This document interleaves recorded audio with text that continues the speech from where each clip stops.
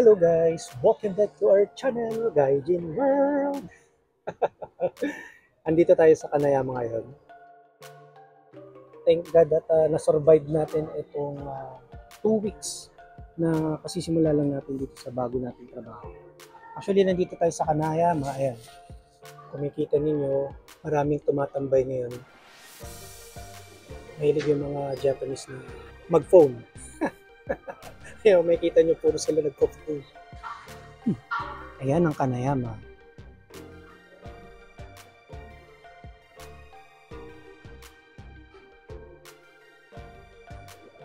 Two weeks na tayo sa bago nating trabaho. Ba't nga ba ako nandito sa Kanayama? Parang mas mas komportable kasi ako mag-video dito. At ito palang Kanayama is malapit yung school. Actually, yung ECC Kanayama kung saan ako nag-aral dati ng 2 years, yun yung school kung saan ako doon ako nag-student visa. Ewan ko kung tanaw siya dito, pero nung nag-aaral pa kami, siguro mga 6 years ago, ayan, so bago namin marating yung school, madadaanan muna namin itong Kanayama Station. Tapos dito sa Kanayama, ito na yung Asunal na tinatawag nila, which is para siyang mall, pero outdoor mall. Kasi ang dami ng establishments. Pero meron talagang mall, ayan, Ion Mall. Kasi yung school, mali yata ako ng daan.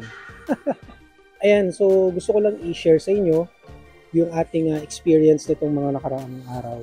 Actually, 2 weeks na tayo sa bago nating work. Yung first 2 weeks natin sa bago nating trabaho, medyo stressful siya. Pero ito talaga yung gusto kong gawin. Ano ba yung trabaho natin? Trabaho natin ay related sa network. Okay, sa IT network. Hindi network na yung nabubudol. Networking, hindi yung networking ng Ito talaga is yung IT network. Kumbaga sa IT industry. So kung maging successful tayo dito sa career natin, itong IT career natin, pwede tayong maging network professional related sa IT industry. Okay? Yung networking. Kapag sinabi mong networking, ito yung mga sila yung mga nagsiset up ng connection, internet connection sa mga bahay natin, sa office, sa mga building. Itong first 2 weeks natin, puro pag-aaral kasi ang dami na natin mga nakalimutan or mga hindi pa napapag-aralan na currently yun na yung mga ginagawa natin. So, kailangan natin mag-catch up. Kailangan natin humabol, kumbaga. Doon sa mga nag-aaral ngayon ng IT at gustong magtrabaho dito sa Japan as IT professionals, ito yung trabaho natin ngayon. So sa mga gustong magtrabaho dito as IT professional, kailangan talaga mag-focus kayo, marami kayong alam sa networking, sa broadband, sa GPON. So dapat may alam tayo sa GPON, which is yung Gigabit Passive Optical Network. Medyo luma na yon, so mas bago na ngayon yung XG. Hindi na nga tinatabago yun, yung XGS PON, which is 10 gigabit symmetrical passive optical network. Tama ba ito ginadaan? Tama. So, lumabas tayo, pumunta tayo dito sa Kanayama. So, yan, papakita ko sa inyo habang naglalakad tayo. Papakita ko sa inyo itong Kanayama, Asunal. So, ayun yung ECC. Ayun ang ECC. Diyan kami nag-aral noon. O diba, pakapala na lang ng mukha. Ang daming tao. Wala silang pake. Mukha akong taka dito. Hindi, para syempre bigyan kayo ng update. Pagka medyo maraming tao, so magmamask tayo. Pero kapag medyo malaylay tayo sa mga tao, pwede tayo magtanggal ng mask. So, gaya nga nasabi ko, yung mga gustong mag-IT professional dito sa Japan, sinasabi ko na sa inyo ngayon, napakahirap ng dinadanas ko ngayon. Pero gusto ko siya, masaya ako na nalipat na ako sa engineering department. Bakit siya mahirap? Unang-una, technical masyado din. Kasi, syempre, dapat maalam tayo sa information technology. Pangalawa, Nihongo, Japanese. Mahirap pagsabayin yung dalawang yun. Nakakabaliw. Lakas talaga ng loob ko, ang daming tao. Ang ganda, oh.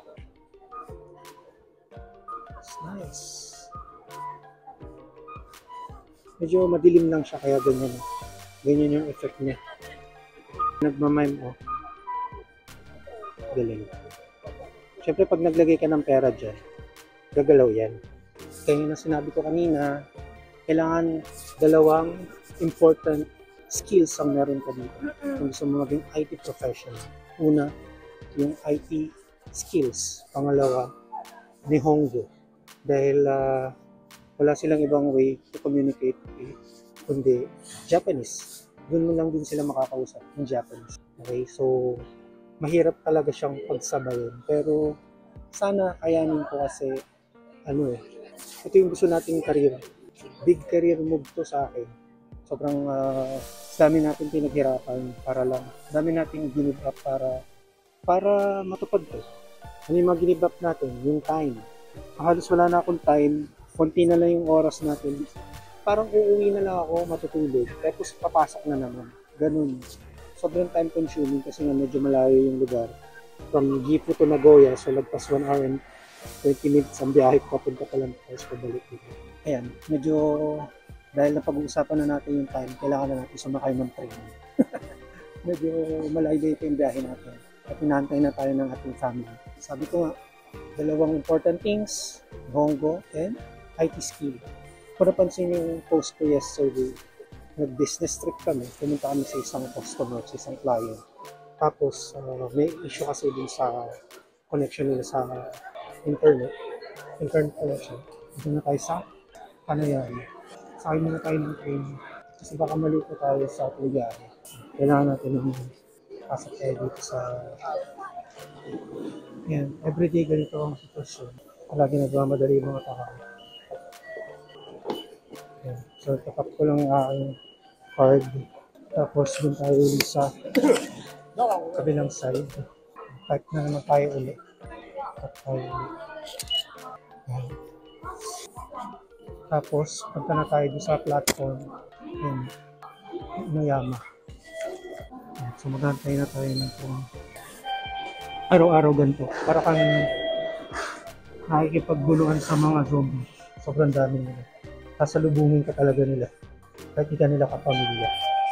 Ayun na yung train. Kaso ano siya? Inuyama. Iwak ko na. Hindi pa yun yung train ko. Ipila mo na ako. Ayan, kapila na ako. Bye-bye. Hindi pa tapos yung video natin. Sabi ko bye-bye lang sa mga sumakay ng train.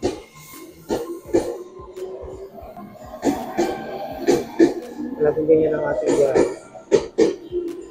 Kasi din ito nga ngayon. Kapag pinilap ako sa makay kasi dumang pa ako ng Kanayama.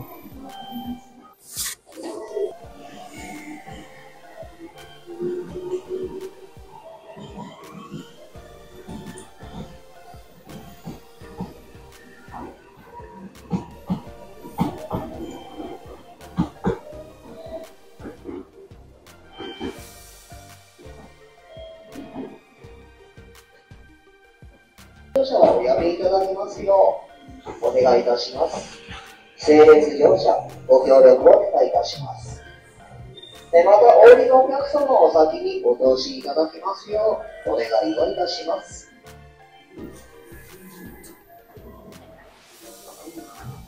ご乗車ありがとうございました。